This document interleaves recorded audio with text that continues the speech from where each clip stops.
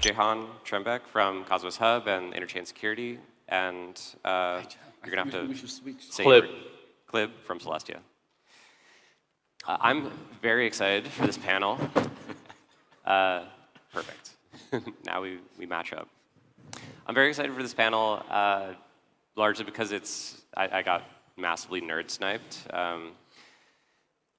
There's a whole range of different security offerings on stage right now, or representatives of different security offerings. And the main thing I want to kind of tease out is kind of when and where to use each, what the differences are. Security is kind of an omnibus term, and when you really drill down into it, there's a lot of different facets. You actually have to understand kind of who your adversary is and what your security model is. So what we'd like to do today is just kind of like compare and contrast a little bit.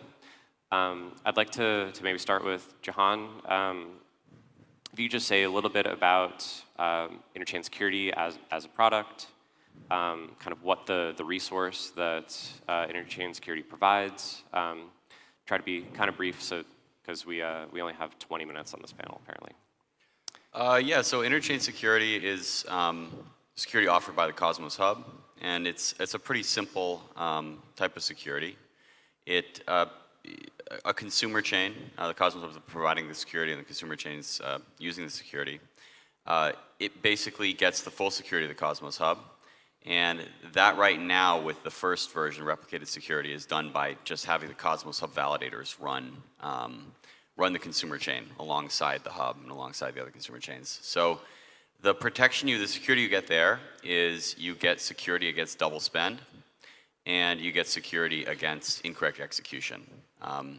And you don't need fraud proofs or ZK proofs to get security against incorrect execution, because it's the whole validator set running it. And I'll get more into that later, but yeah. Great. Fisher, maybe you could kind of contrast Babylon security. Yeah, so Babylon itself is a suite of Bitcoin security sharing protocols. So we currently have two protocols. The first one is called Bitcoin timestamping protocol. The second one is called Bitcoin staking protocol.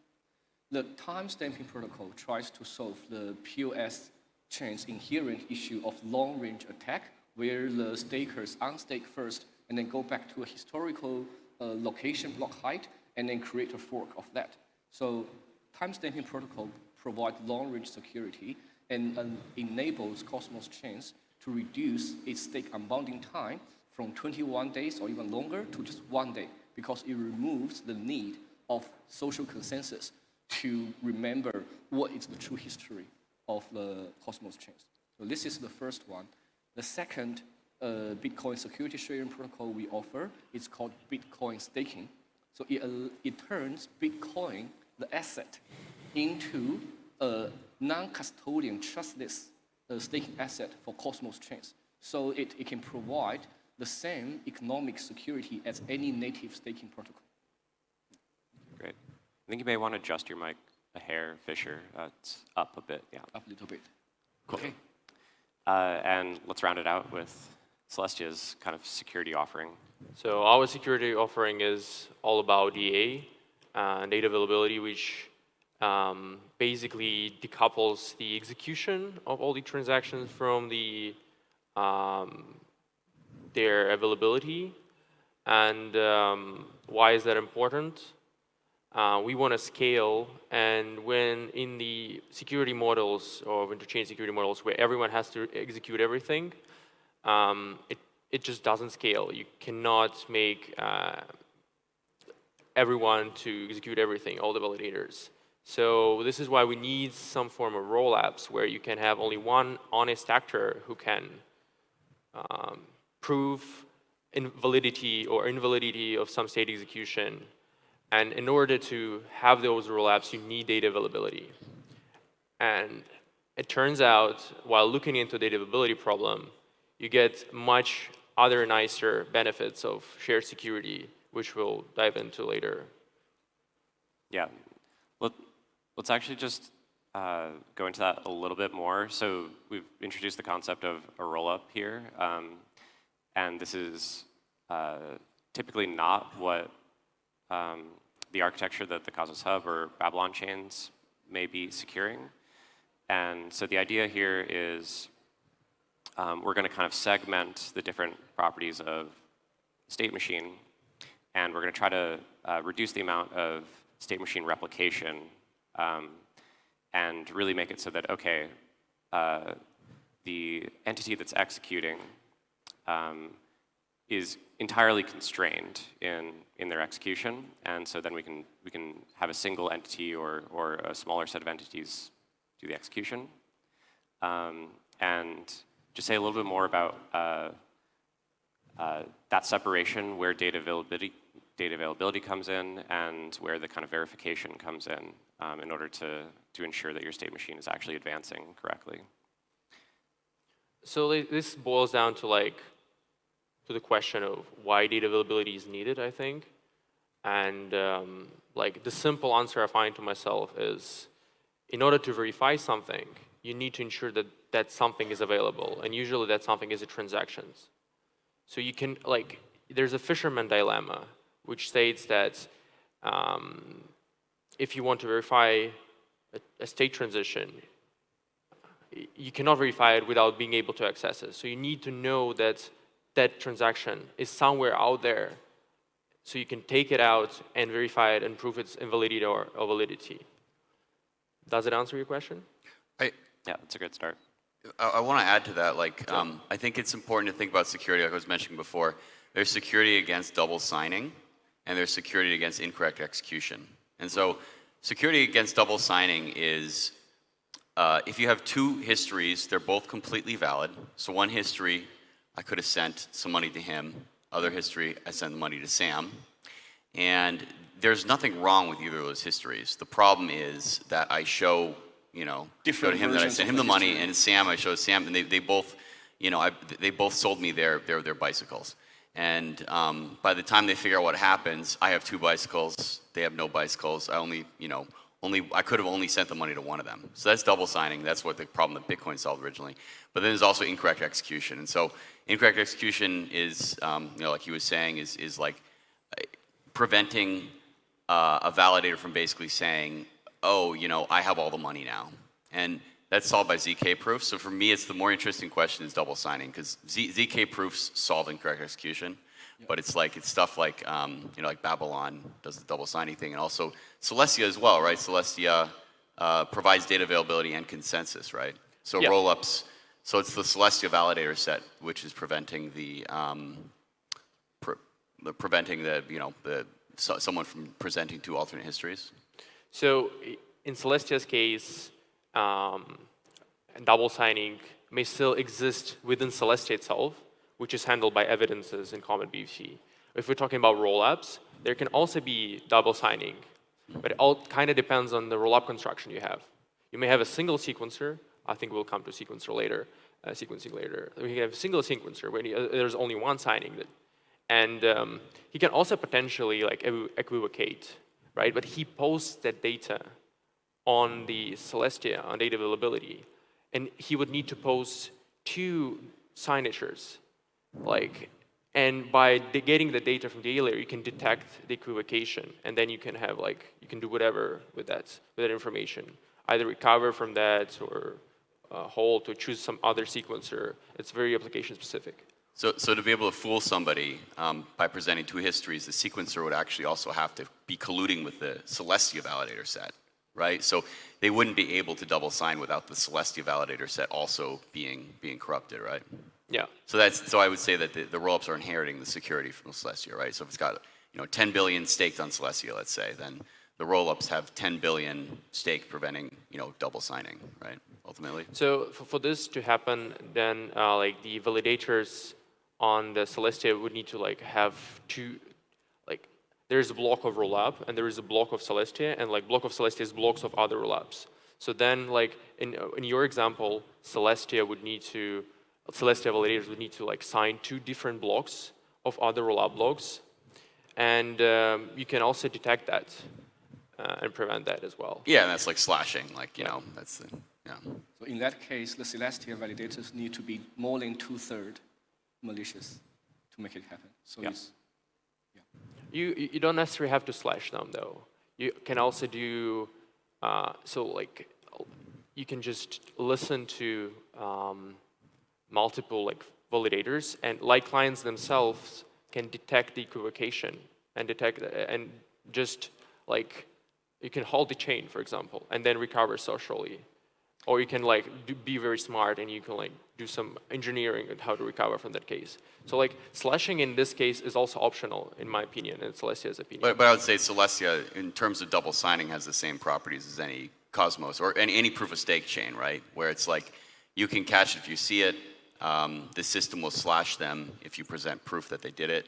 And so it's like the double signing security comes from the Celestia validators. I think it's interesting comparing it to like something like Babylon, for example. Yeah. There's a little bit of a confounding factor here, which is that rollups can kind of choose their own fork choice rule, and there's like a number of different fork choice rules as a rollup that you could instantiate. So you could have a fork choice rule that slashes on behavior that's completely kind of outside of the Celestia system if you wanted to. Or you could enshrine the fork choice rule, and in that case, you are kind of married to the Celestia validator set and their slashing rules. Maybe we could just talk a little bit about the role of validators particularly in interchain security and Babylon, because these are kind of the key actors that are mediating the security relationship.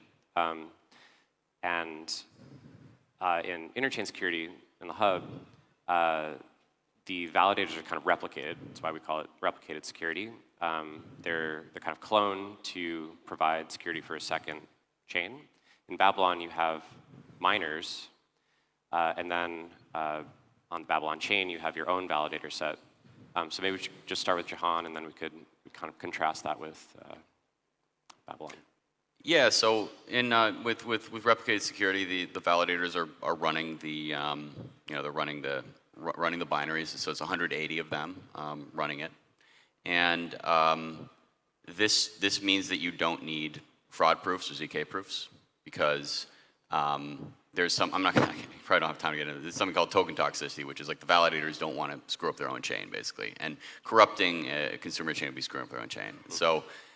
That's contrasting that to Celestia, let's say. With Celestia, you can potentially only have one computer actually running the execution. Execution means, given these transactions, what's the end state? Yeah. And so the reason you can only have one computer, known as a sequencer, with Celestia is because there's this proving technology that proves that they did it right. So with interchain security, you don't need the proving technology.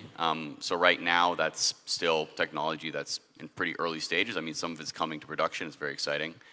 As we saw in the previous talk. But so that's one aspect of it. And then also something that it provides is it's kind of like a full service solution. And I don't want to spend too much time on that, but also there's potential in the future where we're looking into ways to actually have the consumer chains be able to interact at a deeper level because of the fact that they're all run by the same computers. Mm-hmm. Great. Maybe you could say a little bit about the kind of role of the validator set in Babylon.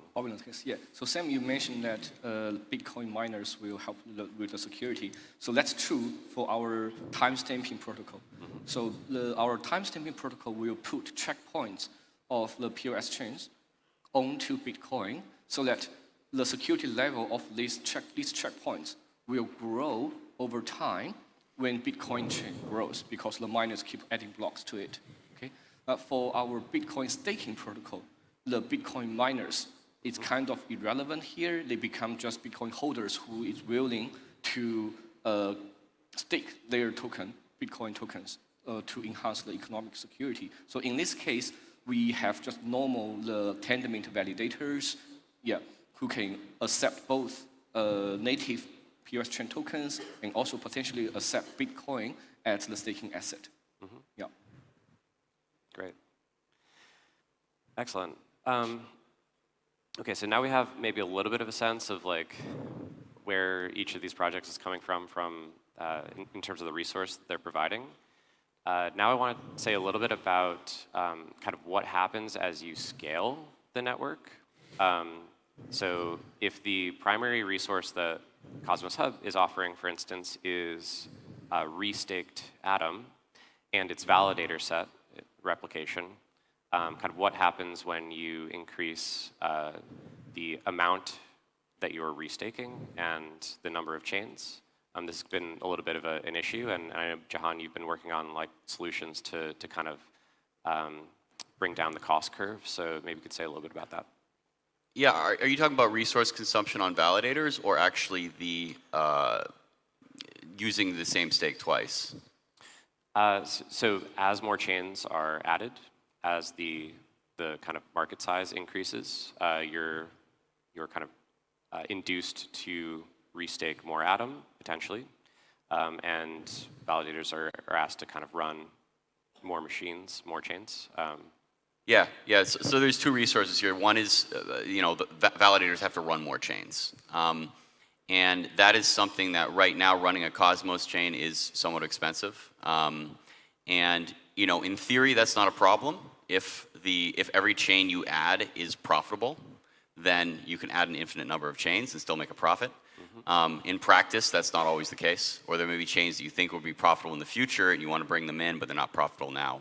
So we're looking at something called opt-in security. We recently came up, we had some issues, theoretical issues with it before, having to do with token toxicity again, which I can't get into probably with the time we have, but we've recently figured out how to make that work by having the entire stake of the hub behind it, even if not every validator runs every chain.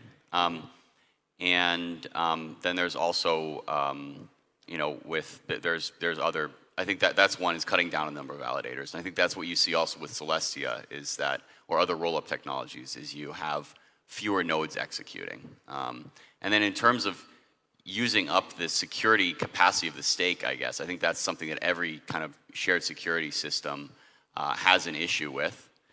Even with Bitcoin, even if you're securing so much value that it was worth more than like the Bitcoin market cap, somebody could like 51% attack just so they could attack Babylon, So it's hard to imagine because it's so big, but it's still an issue. And I think I don't know what the solution is, but I think the math should be relatively simple. You look at what the TVL is, and you have to make sure that like the possibility of gain from an attack is not exceeding, the value that's locked up. And actually, Sriram from Eigenlayer has done some very interesting work on that. I don't know if it's published yet, but I saw a talk called Stake Shore, and he's developed some ways to figure out like how much could you even gain from a double spend.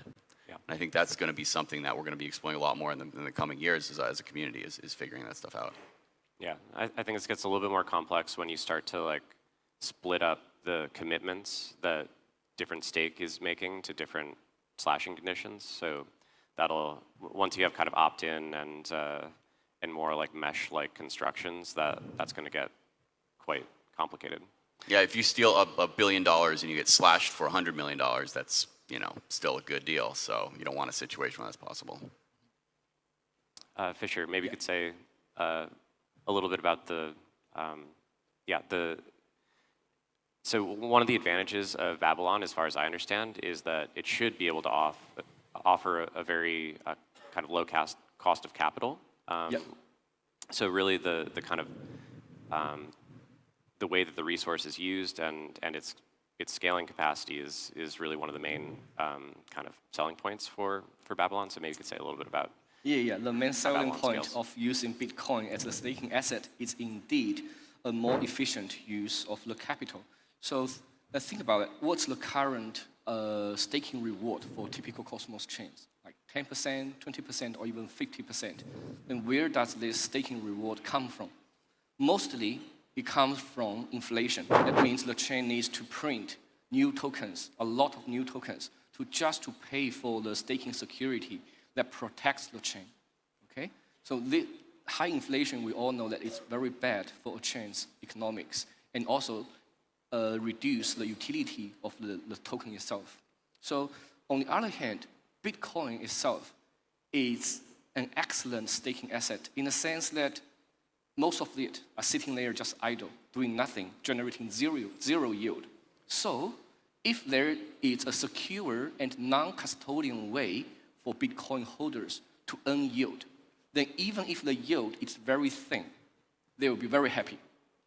So if a Cosmos chain use Bitcoin as at least like part of its staking asset, the staking reward or inflation they pay for this part of the security is much cheaper than its native stake. So an analogy that I came up with today is like you can either using one golden nugget to pay John Wick as your bodyguard, or you spend 3 golden nuggets to train your own son to become your bodyguard, right? So Bitcoin in this case is like John Wick. It's actually cheaper and more reliable until your son grow up into Superman. Lovely. Yeah. The clock says we're almost done, but I'm gonna make sure we can at least close out this round. So maybe you can say a little bit about how Celestia, as more rollups are added, as more kind of value is secured by the DA system, what happens to the underlying resource in Celestia? So the main resource of Celestia is block space. And we have a dynamic block space. Even theoretically, it's unlimited because we decouple the execution. And when there is more applications coming, all these applications bringing more light clients to Celestia. And all these light clients doing this data availability sampling. So all like these thousands of light clients that are brought to the Celestia, they collectively can sample the whole block. And if there are more light clients, the bigger the block can be. So the scaling properties here are very nice for this resource. You have more light clients, more users, you have bigger block space, and you have a constant price for transactions. It never goes up because you can increase the block size. Maybe we could just say a word about that. So there's 2 light clients in Celestia. One is the light client for the Celestia chain. Yeah. You're tracking the validator set updates and the power changes. And then the other is this data availability sampling client, which you should be running together. In Celestia's definition, they are like coupled. Mm-hmm. We have like a notion of super light client, which doesn't do the data availability Super sampling. light client. Super light client, yeah. Yeah, so this is where the like terminology confusion comes from. But Got it. by default, we believe that like when you use your mobile phone or you go to your application to DeFi, to game, to whatever social network that will come up, you will do some little samples to the block to help network to secure it. Like everyone who uses the light node helps to secure the network and scale it. Yeah, maybe I'll just actually close this panel by talking a little bit about the light client. So this is something that all 3 participants share. The light client plays like a vital role in the security of all 3 networks. Any delegated proof of stake chain basically allows a delegator or an outside party to observe the behavior of the validators and understand that they are performing their job correctly. So for anyone who's like an Atom holder or a Babylon holder or TIA holder, you're participating in the security process by having that observer's view of the validator's behavior and ensuring that they are producing blocks in the correct way. Sadly, our talk was truncated because the Polygon folks ran a little bit long, so I'm gonna have to stop it here. But please talk to any of us afterwards. We're happy to kind of go into more depth. And yeah, thank you so much for listening.